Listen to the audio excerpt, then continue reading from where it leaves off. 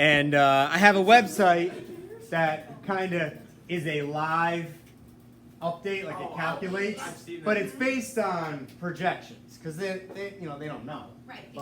But it's a projection. While you're thinking, I'll answer in a second.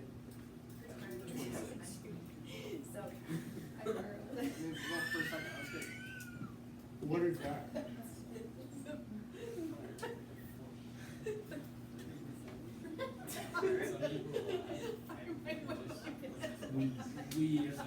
Does he know you showed me? It's personal. I sent it to Flanagan last night because I was going to borrow the bell.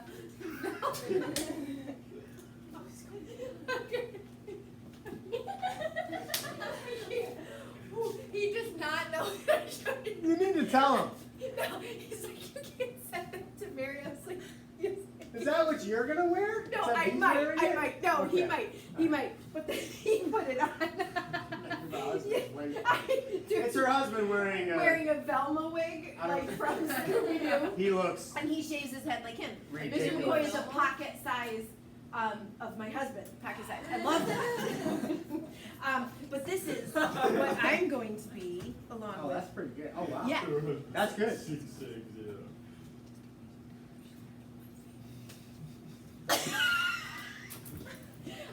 That was great. I needed Tomorrow's that. an entertaining I day, can't wait. to I'm say the excited least. to see you. All right. Bye. How many births per second? 6. No, 4. The answer's 4. Is it really? Yep. I'm so How many deaths per second? 7. 2. 2. What does that mean? That means that every second, our population is increasing by 2. Now, what does that? So stay with me. Record the whole thing. Stay with me. What do you think that doesn't really factor in? Twins. Yeah. Quadruple.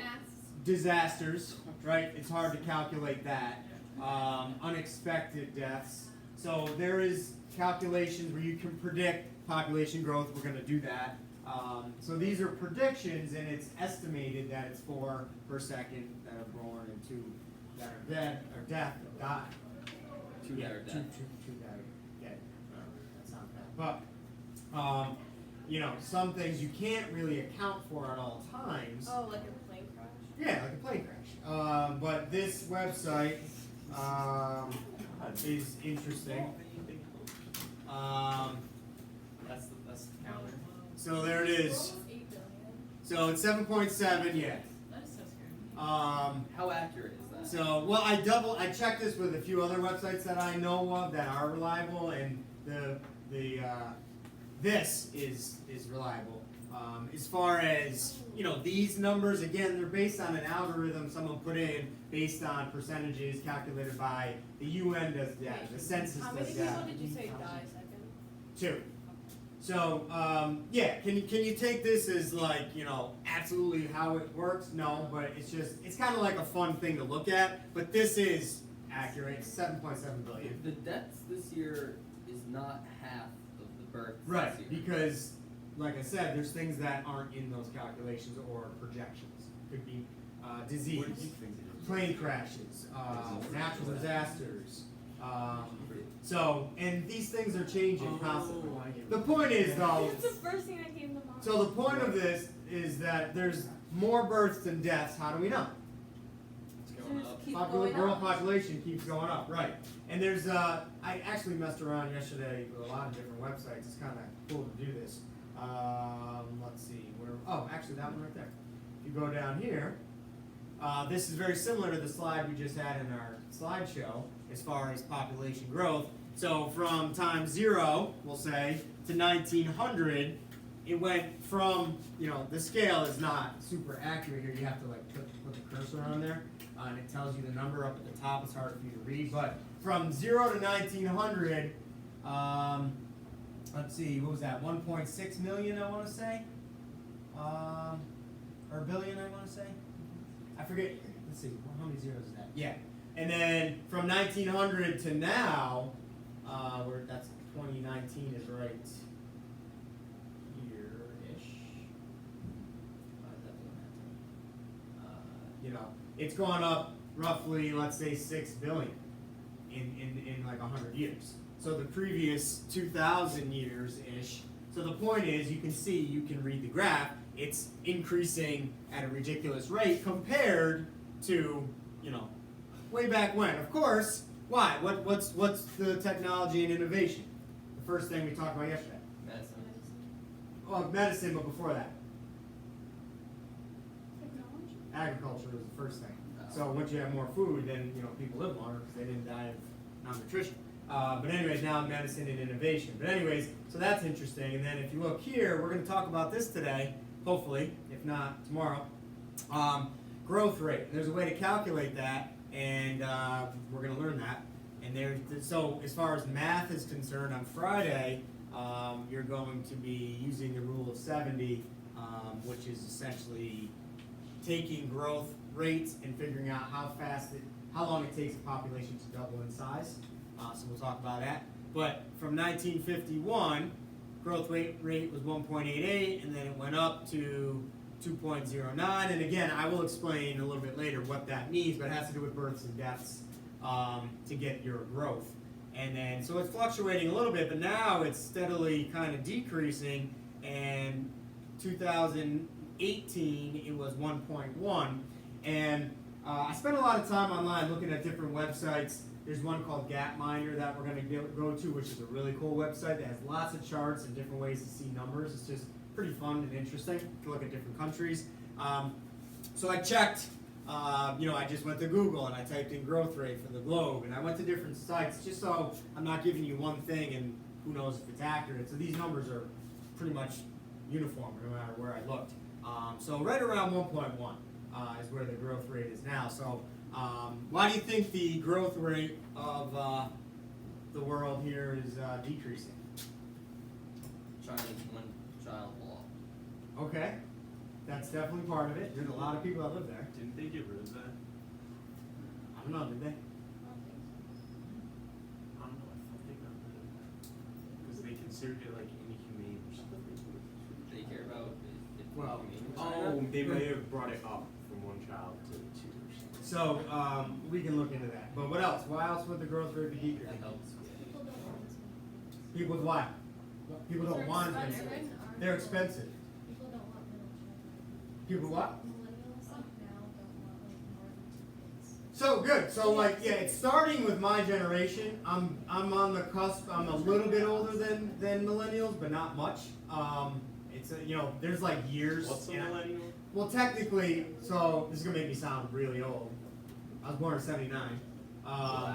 Millennials are '83, something like that. So, but that you can't do that. So when you talk about what are you guys? Generation Z. Z. Yeah, and I'm wow. Actually, There's no way you're 40. You don't look 40. Yeah, he looks 30. You look Your like brother's my man. He told me I could look 29 on a good day. I was there for that. It was So, fun. Honestly though, you could. Well, I think I could pass for like mid to Like, early if you 30s. like dress like younger people dress, like you would pass it. Yeah, I appreciate it, but let's focus here. So I know, maybe that's a good thing. And believe me, some mornings though, after I play basketball, like I play on Wednesday nights. Tomorrow I'll wake up and I'm like, oh man, I'm not 25 anymore. So I may not look it necessarily, that's good to hear, but I feel it sometimes. But anyways, the point is not my age. The point is that my generation, my friends, and including me, I only have one child right now, and the clock's ticking. And if we're going to have another one, because we're getting older, and it's harder as you get older, your bodies just can't do it. But anyways, a lot of my friends have one, a handful have one kid, some have two, and that's it.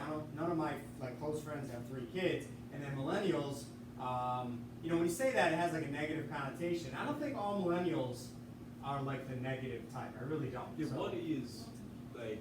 So the joke or the negativity around that word is they don't work hard, they live at home till they're 30, they don't get jobs, they don't want to have kids, so they just meander through life, not They're really worthless doing it. humans. Yeah, and that's not true. Okay, that's not true. But anyways, the point is what Emily said is right though.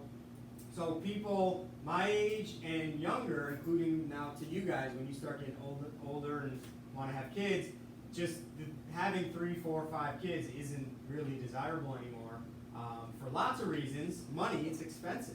It's really expensive to have a kid. So I remember, the amount of garbage that we put out, how much food we spend at the grocery store, or just money in general, pre-Iris, because it's only been 3, almost 4 years, and it's a lot more money. I mean, she's awesome, I love her so much, I talk about her all the time, but it's expensive.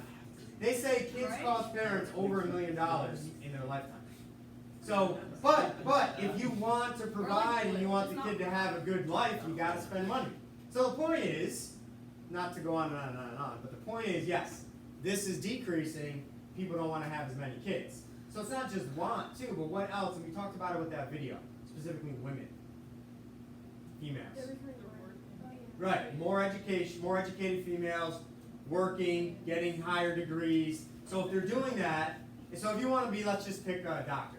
That's kind of one of the hardest ones to become. How many years of school do you need? 8. At least 8. 8 after high school.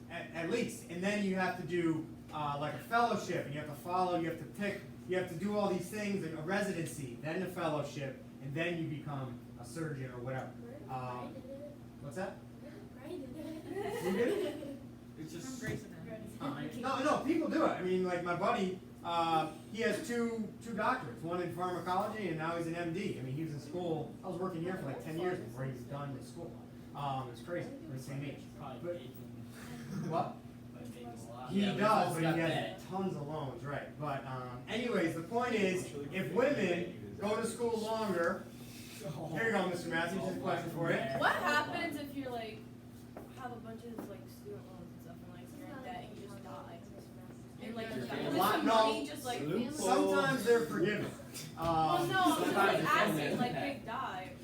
Like does your family have to pay? Some, it gets tricky. Someone's got So, that. this is a little off tangent, but my dad passed away when I was 22, and he had some credit card debt, not a lot, but to me, I was 22, I was like, I can't pay this. So I wrote letters to the credit companies, it was Visa and someone else, and I flat out was like, I just got a job, I don't make much money, I can't pay this, and they said, okay, you don't have to. They just did it. But it was only like maybe Yeah. 5,000, 4,000, and we're not talking like $80,000 alone. To them. But for me, that was a lot of money. Yeah. Yes, sir, sorry. Your email looks great. You can't open the links.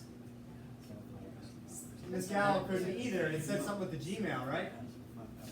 If I try clicking on it, nothing, Gmail. If I cut and paste and put it up, nothing. Okay. Gmail. Yeah, that's why I sent it to you guys, to make sure the kinks are worked out, I'll figure it out. And then at the top, where it says, all clothing is made in America, just edit that as Union made too, yeah, that's right, yeah. Okay. Mr. Matthews, Oh, here's a question. Really? Mr. Matthews, here's a question for you. The more education a female has, the less children or the more children they have? He's like- 1, 2, 3, 4, He's like, 5, wait, 6. wait, 1, wait, 2, Oh 3, my 4, God. 5, 6. You're crippled, so you don't count. All right, so it's even. Well, and Liz and Renee are missing, but. All right, so it's even numbers if we get in a fist fight. I have a question. I think. Well, he has a child, so. Do you only have one kid? He knows the answer to this. I got a So, right. right. I got a boy, and I got it right the first time. Oh. Now. I'm dissociating myself from this. I would. Here's, if I'm going to answer this question, and I'm going to answer this question honestly, here's what I want to know. I want to know how far back the studies go. How far back? No, go ahead, finish. I don't even know what you're gonna ask. Here's the thing. I think with the modern invention of cryogenics, women, you'll see in one Freezing their eggs. You'll see in 1 second. You'll see in one Yeah, second. let him go. With women being able to freeze eggs cryogenically, I think 2 things. I think they can go out, more education, and then get a stable job, get a high-paying stable job, and that would afford them later on in life, maybe like 40, 45, being able to have healthy, viable children. I think in the 90s and the 80s and the 70s, that was impossible, so I don't think women would have had the opportunity to go out and get a lot of education and then a really good job, because, let's face it, you would have to have had children by 35, because back then, if you didn't have children by 35, there were certain You're complications. considered a grandmother. Still fun. Yeah, it's still considered geriatric, like they use the term geriatric if you're over 35. But I think the modern cryogenics has done wonders. So actually, that brings up a good point. The limiting factor here is women, females. The more education, the longer in life. So the point of the doctor question was, all right, how old do you think you are when you become a doctor if you do it as soon as possible? So you graduate high school, let's say 18. 26, that's So 26 is the earliest, right? The earliest. So if you're already 26, 27, then you get your job. Then you can maybe start thinking about having kids. Now, if you talk about doctors out of the profession, your first, I don't know, at least 5 years, you're working like a crazy person, trying to like prove yourself and make a niche for yourself so that when you get older, you can be like one of the top doctors. You don't work as much, or you work when you want to. You choose your schedule. So think about that. So then you're 32, 31, 32. Now, okay, you're saying, well, now I want to have a child. Well, you might only have maybe, and times are changing. Women are having kids in their 40s much more regularly now. I wouldn't say regularly, but it's more common now with less complications than it was, like he said, like in the 70s or 80s, let's say. So the point is, you run out of time. There's a reproductive, window, and when he said you can freeze eggs, sperm obviously is important as well, so you got to take that into consideration. But all these things affect this number because everything is pushed back based on education, jobs, money, and values, like society's values or people's values, and that results in the growth rate going down. The biggest thing, though, I think, as far as what I'm reading and looking up that we have to know, there's a lot of stuff we need to know here we'll get to in a minute, but the age. So if a woman decides to have their first child when they're 33, 50 years ago, that was like when they were 19. That was normal to have their first child, or 20, maybe even earlier. The point is, if you have your first child when you're 33, you're going to have less children than someone who has the first child at 20. Why? Just get less time. Much less time. Nature, right? You have less time, right? So education, and then the I guess we could say late onset of having children. Those are the two biggest, and they're linked, and that's why the number of births are going down. And there you go. So there's a lot. I know it's an interesting topic, and we'll talk more about it when we get to that. I just wanted to show you some of these charts because it's all based on human population, and it's very interesting if you look at different countries how it's like vastly different. So like the growth rate of Nigeria or Niger, I think it's Niger, is like double the world. So some countries that growth percentage is very different, and others are significantly less than one. So anyways, we'll talk all about that. But I do find this stuff pretty fascinating. All right, so let's see here. Let's get some notes here. All right, so here's what I have written down here, and I want you to write this down. This is from the book. Every 5 days, the human population increases by roughly 1.3 million. So every 5 days. So every 5 days, population increase 1.3 million. I wrote here 2.1 million births, 800,000 deaths. 2.1 million births, 800,000 deaths. And according to this chart here, what's that? I'm sorry. 800,000. 2.1 million births, 800,000 deaths. And up to about 400 years ago, it was pretty stable. So births and deaths were pretty stable as far as they're about the same. So that's what this chart is showing here. All right. So the next slide here, we've already kind of talked about these a little bit, but I want you to write them down. We're going to come back to this and kind of talk about each one more independently or more in depth. But population growth is driven by population size, birth and death rates, called the CBR and CDR, crude birth rate and crude death rate. We'll talk about that. Fertility, and there's a total fertility, and then there's a replacement level fertility. We'll talk about that. Life expectancy is a big one, obviously. And then migration. What does that mean? Immigration and emigration. What's the difference? One is you're leaving, the other one is you're going. Right. So immigration means coming in, emigration means going out. Now, for the world population, that doesn't matter. Right? So if you move from the United States to Canada, that's not going to affect the global population. It'll affect Canada's population or U.S., but not the global, right? I mean, you get that. So, we'll talk about that.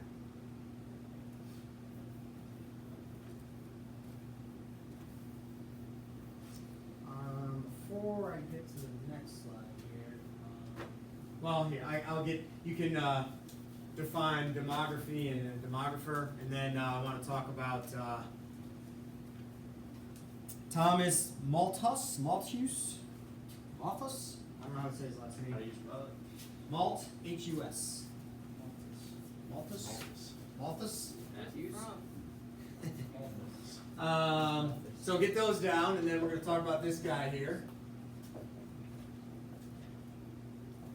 So he kind of started this whole demography, science of studying human populations.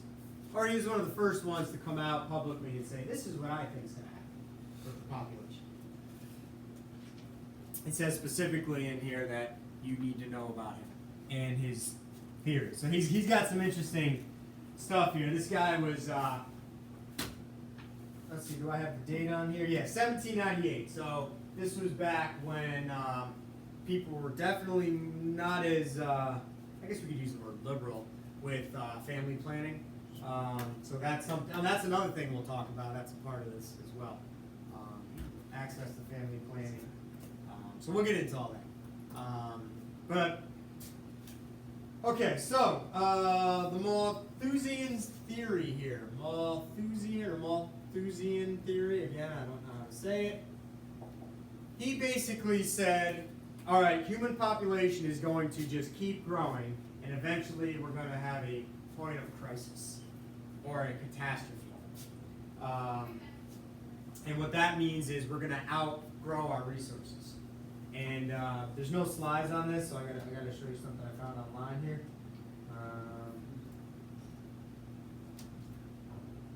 So I'll put the graph up there while I give you some more notes here. On your way, Paige. The pole. The dang pole. Sketch that in your notes. So that's a simplistic version of what this guy said. He said human population is growing exponentially while food supply is growing linearly. So the food production is a linear relationship, whereas human growth is exponential, which he was right about that. If it's unlimited resources, it will be exponential, the J curve, and then we learned, well, there is a finite, or if there's a finite, finite resources, then it's going to be the S-shaped logistic growth model. But he said at this point, where we cross the food production, there's going to be some sort of crisis, catastrophe. So like die-offs, essentially, deaths due to lack of food or resources. So he said there's two types of checks. You guys all have this down, this theory? Can I erase this? I just need more room. Yeah. Yes, no? He said there's two preventative checks so we don't hit the crisis or catastrophe. Two preventative checks. I'm sorry. I'm going to reuse that word. It's just two checks. One of them is called preventative. Sorry. There's preventative. And then there's positive. So these are the two checks. So he lists these things. Some of these checks he called immoral and some moral. And that's because of kind of the old school thinking back then, very religious and very rigid thinking, which some people still, adhere to today, but I'm just giving you the background there. All right, so the preventative checks. Here's the best way. I'm going to have you try and think of something. Here's the best way to explain the difference here. This is kind of like dependent and independent. So these, almost like these are things people control. The preventative, you can control your population. These things you can't control. He just called it preventative and positive. So these are things, think about you, yourself. What can you control to limit how many kids you have? And then what can you not control? So go ahead, throw some out there. What's one thing that people can do to not have kids? Contraceptives. Yes, birth control. And so if you use some form of birth control, let's say you use condoms. Okay, there you go. What's like the easiest, most foolproof way to make sure you never have a child? Abstain. Right. Celibacy. Wait, what? Celibacy. Oh. Abstinence. I gotta learn how to spell it here. Yeah, I don't know. Celibacy. Abstinence. Not having sex. But celibacy, abstinence, same thing. He said birth control was immoral though. But he did say that that is a way. He didn't believe in that. So his option was you should be celibate. If you don't want to have kids, be celibate. What else? We just talked about it when Mr. Matthews came in. What can limit how many kids you have? Age. Wait till later in life. Wait until you're older to have children. So again, these are checks to limit the population so we don't hit the catastrophe or the crisis. That's what. With like abortion. Yeah. So that back then that wasn't even a thing, right? But yeah, abortion definitely. And when we talk about family planning, and we'll talk about that. But yeah, absolutely. I mean that definitely is limiting population control. Sure. Let's see. Why do you think some people? Just a little side note. And Mr. Matthews said it. Why do people wait sometimes? So they have like A stable life. Like maybe they have a house or they have more money. Right. So just keep that in mind. And I guess that's it. Those are the three big ones. I also wrote voluntary actions, meaning things you can do to control. Is there anything else you can think of? And those are the three big ones. What else could limit? What other decisions you could make? I mean, that kind of, anything I can think of falls in that category. So, alright. What about things we can't really control? like twins. If you're fertile. Think of something that's going to limit population. Oh, All these limit population. What? Fertility. Disease? Yeah. War? Famine? Disasters, I What wrote. if like the baby dies? Say it again. Like the baby dies at birth. Like, Yeah, so unexpected deaths, unexpected disasters, so we can kind of put that in.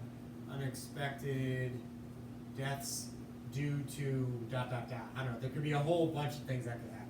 Things that you just can't control. So in general, on this side here, what these things cause is a shortened lifespan, or not allowing people to have children. I'll just throw a couple more here. Poor living or working conditions. Poor living, working conditions. Again, this is his theory. Some of this you could kind of maybe argue or say, well, I don't quite agree how that would work, but they, in general, would limit the population.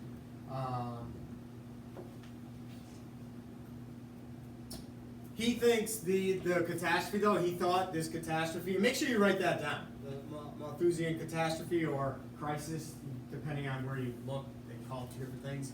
He thought it's inevitable, and they happen all the time, just maybe not to the entire globe. But what was one in that chart? We saw a dip. What was the Plague. the plague? So that, to him, he's like, all right, well, there it is. And then who survived?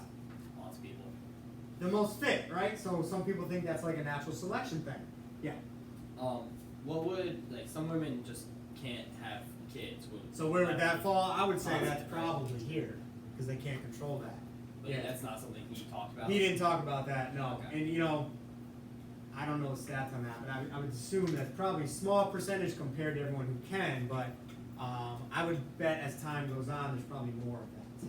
But I don't have a real reason as to tell you why. I just get that feeling. Just didn't hear about it as much. But people didn't talk about things as much openly as they do now, obviously with social media and stuff. But anyways, what happened in Ireland? Oh, the potato. Potato famine. So that was something he talked about, or in the readings and stuff I found on him. He talked about the potato famine. So anyways, this side, things you can't really control. This side you can, and these are the two things he talked about. But again, he made a big deal about doing the moral correct thing and not the immoral. He talked about. So the biggest thing he talked about with birth control was like prostitution. He was like obviously against that. Anyways, that's this guy. All right, moving on. So I didn't have any slides on that. So we'll leave it on that note. So his point was, if you use birth control and you can have sex as much as you want, who cares? And you can just, do that because it's like pleasurable not to have kids, and he would disapprove against that, about that, disapproved of that behavior. So that's why I said that. All right, here we go. Back to this.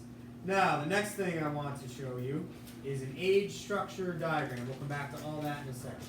All right, age structure diagram. That's what it looks like. But first, let's get some notes down. So this is one way to kind of keep track of populations and see where people fall within certain age ranges, which can indicate how many are in the reproductive range, right? So that can help scientists or demographers predict growth. So first we're going to learn about these things here, age structure, and then we'll continue on with those other things, fertility and population growth percentage. These are kind of cool. I think they're cool to look at, and I'll have you go online and look at some different countries and see how they're different. It's a visual representation of the number of individuals within specific age groups for a country, typically expressed for males and females. A population pyramid is one type. There's 3 types of these structures, and we'll see if we can get through that today. And then we'll do the activity tomorrow or Thursday. Wait, Friday. So population pyramid, an age structure diagram that is widest at the bottom, smallest at the top, and typically this is developing countries.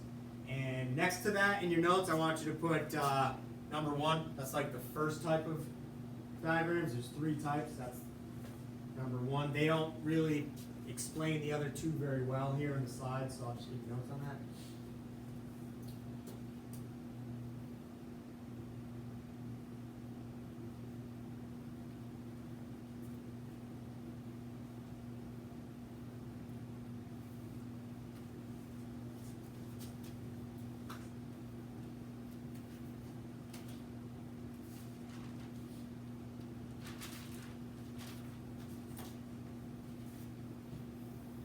Population momentum is continued population growth after growth reduction measures have been implemented. So that China law, we can only have 1 child, it took years, you can say generations, for that to take effect, because you still had all these people from before that law that were still alive. So the analogy in the book, which I thought was great, and I wrote it down here, is think of trying to slow down, a really heavy, long locomotive for a train. And it's going to slow down slowly. Is it just going to hit the brakes and stop on a dime? That doesn't make any sense. It's too heavy, too much momentum, so it slowly comes to a stop. That's the analogy with this population momentum. So if there's measures that have been taken to reduce the growth, it's going to take years and years and years to actually see that. Again, because of all the people that were born and alive before that, or during the law, it's going to take time. So it took many generations for these things, for those things to actually be seen. It takes a while. So hopefully that makes sense to you. Let's see, what did I write here?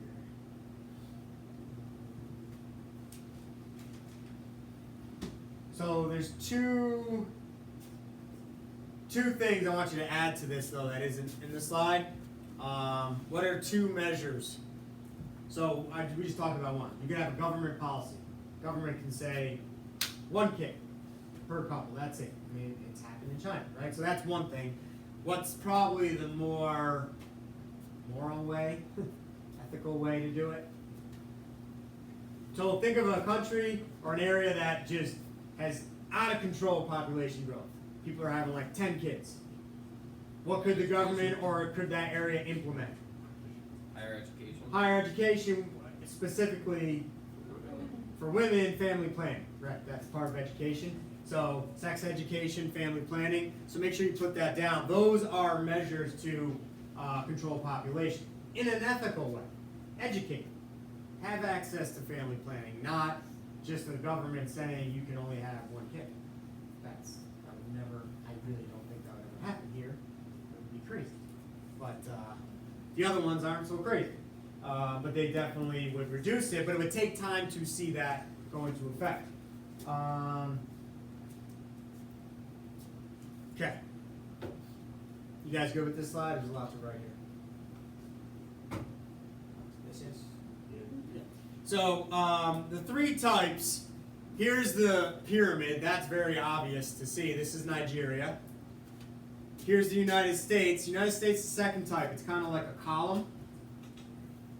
You could argue it doesn't look like a column, but basically the easiest way is if I kind of draw something that looks like this. That's a pyramid. Then you have one that kind of looks more like this. Then you have one that's essentially an upside down pyramid. So that's Germany here has more older people, less. So if you were to just roughly draw this, it would be narrowing. So it's like an upside down pyramid. If you were to kind of forget the top 3 or 4 lines, it looks kind of like a box or a column. So that means there's ages spread out equally. So those are the 3 types. This one here, so Nigeria, the pyramid, you have a lot of younger people, not a lot of older people. United States, on top right, your ages are spread out. And then Germany, for example, here would have more older and less younger people. So the 3 types, again, and I have 2 sheets you're going to be working on, but number 1 is the pyramid. Number 2, column shape, where ages are distributed fairly evenly. And then number 3 is like an upside down pyramid. And again, it isn't perfect, but that's just the general shape of it. And what does that mean? It means there's more older people than younger. And just last thing here before we wrap it up. You guys are expected, if on a test you see these, they ask you which one would indicate a growing population, which one would indicate a declining population, which one would indicate a stable. So just thinking about reproduction, number 1 is the pyramid. You already took notes on that, the other one. And then you got your column and you have your upside down. What do you guys think? Number 1's increasing. So so this one is where the population will increase. What? Because there's more children than older people, so when they grow up, there'll be more than. Right, so all these young people are going to reach reproductive maturity soon and have kids. Okay, so which one is stable? Column. Why? Because it's It's the same amount. Same amount. You don't have a whole lot of young people or a whole lot of old people. Which one's declining population? Germany. Why? There's not a lot of young people that are going to reach reproductive maturity.